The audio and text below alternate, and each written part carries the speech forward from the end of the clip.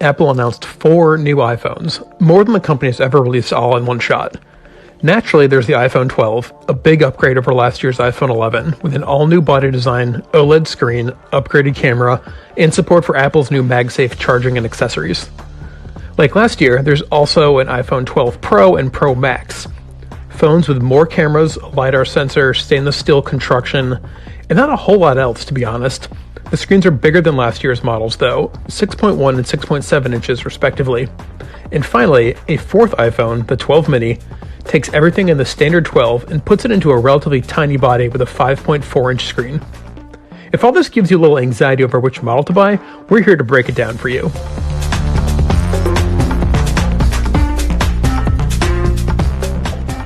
The good news is that all of the new iPhones come with the same processor, Apple's new A14 Bionic, and all have 5G connectivity and high-resolution OLED screens.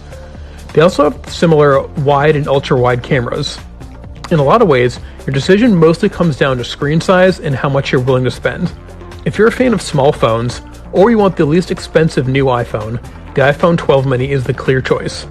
Its 5.4-inch screen isn't exactly small, but it's becoming increasingly rare to find phones with displays under 6 inches.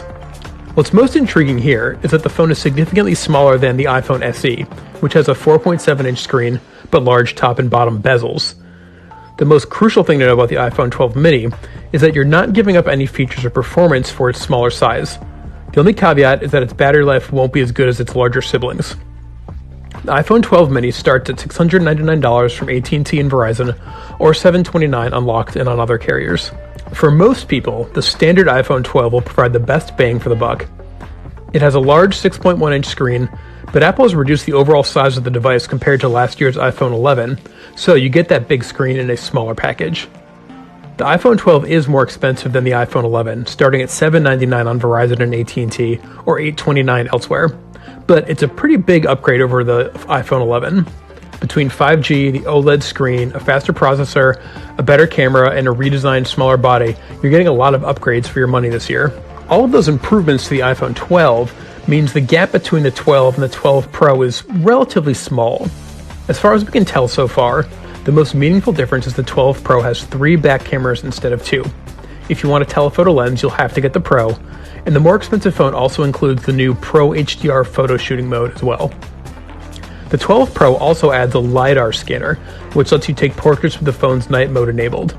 The screen on the 12 Pro is almost identical to the one on the 12, except it's slightly brighter. The 12 Pro also uses a stainless steel enclosure instead of the aluminum found on the regular 12, and comes with double the internal storage. It's not a bad set of upgrades, considering an iPhone 12 with 128GB of storage costs $879, and the 12 Pro costs $999.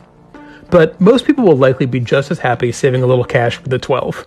Finally, there's the iPhone 12 Pro Max. This awkwardly named phone is large with a 6.7-inch screen. It's also quite expensive, starting at $1,099. But if you want the best battery life and camera in an iPhone, this is the phone for you. The 12 Pro Max has a telephoto camera like the 12 Pro, but it features a longer 65mm focal length rather than the 52mm one found on the smaller phone. That works at the 2.5x zoom on the 12 Pro Max compared to the standard lens, while the 12 Pro only gets 2x zoom. The standard wide camera on the 12 Pro Max also has a larger sensor with larger pixels and improved optical image stabilization. Apple says this will lead to an 87% improvement in low light performance. The bottom line is, if you want the best camera on an iPhone, spending an extra $100 for the 12 Pro Max might be worth it. Of course, we need to put all 4 of these phones through full reviews before we can say for sure if Apple is delivering on its promises this year. If you want to hear more about the latest iPhones and other news in the world of tech, please click subscribe and stay tuned to Engadget.